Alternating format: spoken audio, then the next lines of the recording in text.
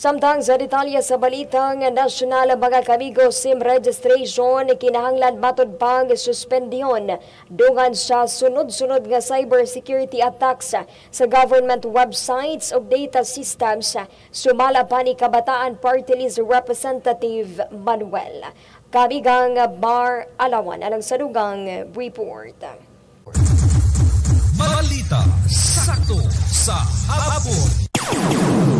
Buot nga ipasuspende karon ni Kabataan Party List Representative Raul Manuel ang implementasyon sa Republic Act 11934 kun SIM Card Registration Act kadungan sa sunod-sunod nga serye sa cybersecurity attacks sa mga website o data system sa gobyerno. Gi-insister ni Manuel nga kinahanglang undangon una ang pagkuha og online data sa mga Pilipino pinaagi sa SIM card registration.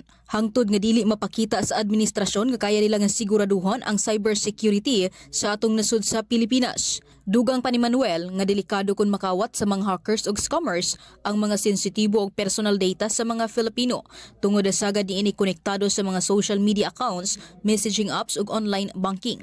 Gipasabot ni Manuel ngadto sa gobyerno nga kinahanglang mas ipalig-on pa nila ang data protection mechanisms pinagis pagsuporta sa ato ang homegrown information technology specialist. Saktong balita kaamigang Mar Alawan sa 104.7 Music Best Radyo Sakto Pagadian. Sa detalye sa balitang international nga itong nagkalap karong hapuna mga kaamigo pinakaunang ASEAN Gulf Cooperation Council Summit.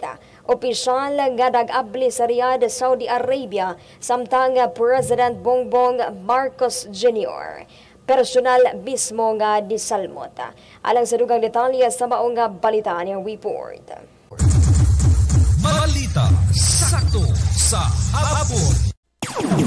Formal nang giablihan ang pinakaunang ASEAN Gulf Cooperation Council kon GCC Summit dito sa Riyadh, Saudi Arabia. Diin isalmot ni ini mismo si President Ferdinand Bongbong Marcos Jr. Sa maong event, nagkita ang mga leaders sa ASEAN Gulf countries sama sa Bahrain, Kuwait, Oman, Qatar ug Saudi Arabia. Di salmot usab ni ini ang uban pa nga tag-as nga ASEAN leaders lakip na ang Brunei, Burma, Cambodia, Indonesia, Laos, Malaysia, Singapore, Thailand ug Vietnam. Sa mao nga prestiyosong kalihukan, ilang gisgutan kung paunsa sila magtinabangay sa natad na sa finance, energy and petrochemicals, industry and logistics, real estate development o gaingon man sa sektor sa agrikultura, turismo ug uban pa. Gawas pa sa mga aktibidad karong adlaw. Lauman usab ang bilateral meeting ni President Ferdinand Marcos Jr. ngadto kang Saudi Arabia King Salman bin Abdulaziz Al Saudi og ingon man sa mga opisyal sa nasod sa Bahrain.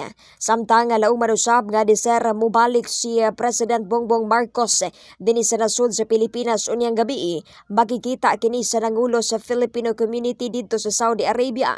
Nasayran nga mokabat sa 1 ka milyon ang ihap sa mga Pilipino nga nadimuyo sa maong lugar. Saktong balita ni kamigang Jacel Lagumbay sa 104.7 Diagzambi Music Best Radio Sakto Pagadian.